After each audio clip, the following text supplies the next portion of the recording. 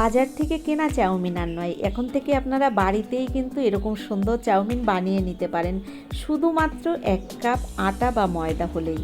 দেখুন, আর এই চাউমিনগুলো দেখলে কেউ বলবে না যে এটা বাজার থেকে কেনা চাউমিন নয়, একদম হুবাহু বাজারের কেনা চাউমিনের মতো দেখতে।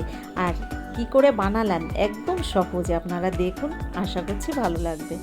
নমস্কার বন্ধুরা, আশা করছি হয়তো সকলেই ভালো আছেন। রিয়ার রান্নাঘর থেকে আমি তন্দ্রা আজ আবার নিয়ে এলাম নতুন একটা রেসিপি। দেখতে থাকুন আমার সম্পূর্ণ ভিডিওটি, আশা করছি ভালো লাগবে। চলুন তাহলে রেসিপিটি শুরু করা যাক।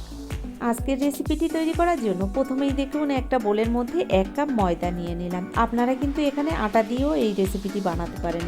দেখুন, আমি এর মধ্যে অল্প অল্প জল দিয়ে দিচ্ছি। একবারে জল বেশি দেওয়া যাবে না, তাহলে কিন্তু ব্যাটারটা পাতলা হয়ে যেতে পারে।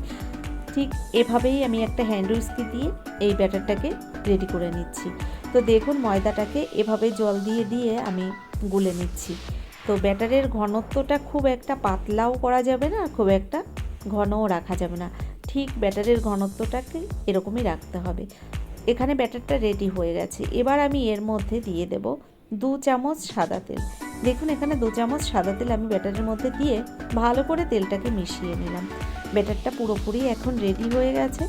তো এরপর আমি এর পরের স্টেপে চলে যাব, কি করে আমি এই চাউমিনগুলো বানাবো সেটা আপনারা দেখে নিন। দেখুন, ব্যাটারটা ঠিক এরকম ঘন রেখেছি আমি। এবার দেখুন, এখানে আমি একটা প্লাস্টিক নিয়েছি, এরকম একটা কোণযুক্ত প্লাস্টিক নিতে হবে। তো এখানে আমি প্লাস্টিকটাকে একটা গ্লাসের মধ্যে নিয়ে নিলাম, তাহলে এই ময়দার ব্যাটারটা ঢালতে সুবিধা হবে। ময়দার ব্যাটারটাকে আমি ভালো করে এই প্লাস্টিকের মধ্যে ঢেলে মুখটাকে একটা গার্ডার দিয়ে দেখুন আটকে দিচ্ছি। আমি কিন্তু একদম ঘরে থাকা উপকরণ দিয়েই আপনাদের তৈরি করে দেখাচ্ছি, এখানে কোনো কিছুই আপনাদের বাজার থেকে কিনে আনতে হবে না। দেখুন, প্লাস্টিকের মধ্যে গার্ডার দিয়ে আমি ভালো করে আটকে দিয়েছি। এদিকে গ্যাসের উপর একটা ফ্রাই প্যান আমি বসিয়ে দিয়েছি। প্যানটাকে একটু গরম করে তার মধ্যে 1 চামচ সাদা তেল ভালো করে আমি মুছে দিলাম। দেখুন, একটা কাপড় দিয়ে আমি ভালো করে তেলটাকে মুছে দিয়েছি এই প্যানের মধ্যে। এবার দেখুন, এই প্লাস্টিকটার এক কোণে আমি একটু কাউচিতে কেটে নিলাম, একদম ছোট্ট করে একটা ছিদ্র বানিয়ে নিচ্ছি। দেখুন, এদিকে ফ্রাই প্যানটা কিন্তু গরম রয়েছে, গ্যাসের ফ্লেমটাকে লো হিটে রেখে আমি দেখুন এই প্লাস্টিকটাকে এভাবেই আমি প্যানের মধ্যে একটু ঘুরিয়ে নিচ্ছি, আর ওই ছিদ্রটা দিয়ে ময়দার ব্যাটারটা সুন্দরভাবে পড়ছে, ঠিক চাউমিনের মতনই লাগছে দেখতে। এগুলোকে 1 মিনিটের আগেই এটা তৈরি হয়ে যায়, একদম অল্প সময়ের মধ্যে। দেখুন, জাস্ট একটু নাড়াচাড়া করলেই চাউমিনগুলো রেডি হয়ে গেল। আর আপনারা দেখে বুঝতে পারছেন এটা কেনা চাউমিন নয়। দেখুন, আর এই চাউমিনটা বানানোর পরে সিদ্ধ করার কোনো দরকার নেই, এভাবেই আপনারা কিন্তু বানিয়ে নিতে পারেন।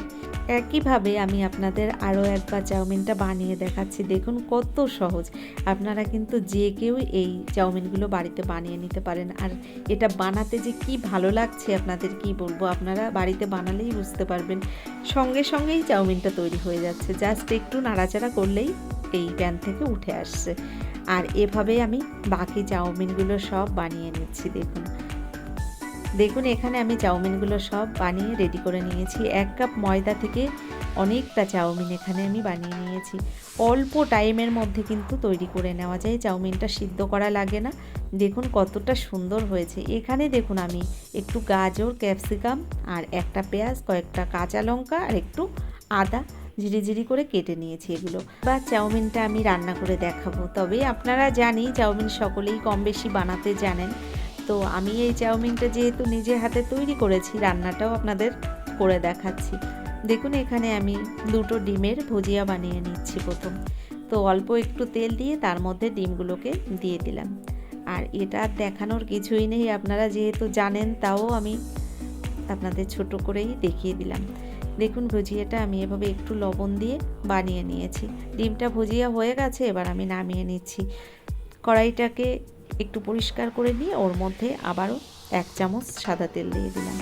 এবার এর মধ্যে আমি প্রথমে গাজরগুলো দিয়ে দিলাম। কেটে রাখা গাজরগুলো দেওয়ার পরে দিয়ে দিলাম কাঁচা লঙ্কা কুচি। এবার একটু নেড়ে চেড়ে গাজর আর লঙ্কাটাকে হালকা করে একটু ভেজে নেব। তো একটু হালকা করে ভেজে নেওয়ার পরে এবার দিয়ে দিলাম ক্যাপসিকামগুলো দেওয়ার পরেও একটু নেড়ে চেড়ে ভেজে নিয়েছি। এবার এর মধ্যে এক এক করে আমি দেখুন দিয়ে দিচ্ছি, মাঝখানে একটু ফাঁকা করে অল্প একটু তেল দিয়ে দিলাম। সেখানে কয়েকটা বাদাম আগে থেকেই ভাজা রয়েছে, তাও তেলের মধ্যে একটু বাদামটাকে আমি একটু ভেজে নিচ্ছি, তাহলে বাদামটা খেতে বেশ ভালোই লাগবে। বাদামগুলোকে একটু ভেজে নিয়েছি তেলের মধ্যে। এবার এর মধ্যে আমি দিয়ে দেব যে পেঁয়াজ কুচিটা রেখেছি। তো এবার দেখুন পেঁয়াজ কুচিটা আমি এই সবজির মধ্যে দিয়ে দিলাম।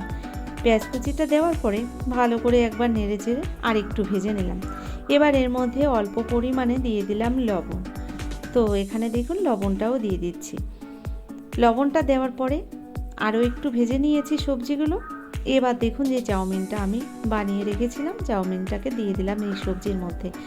এবার দেখুন আমি দিয়ে দিলাম যে চাউমিনটা বানিয়ে রেখেছিলাম আগে। আর এই চাউমিনটা দেওয়ার পরে কি একবারও মনে হচ্ছে এটা আপনি বাড়িতে বানিয়েছেন? দেখুন কত সুন্দর লাগছে দেখতে। চাউমিনটাকে এভাবে নেড়ে চেড়ে আমি কিছুক্ষণ ভেজে নিয়েছি।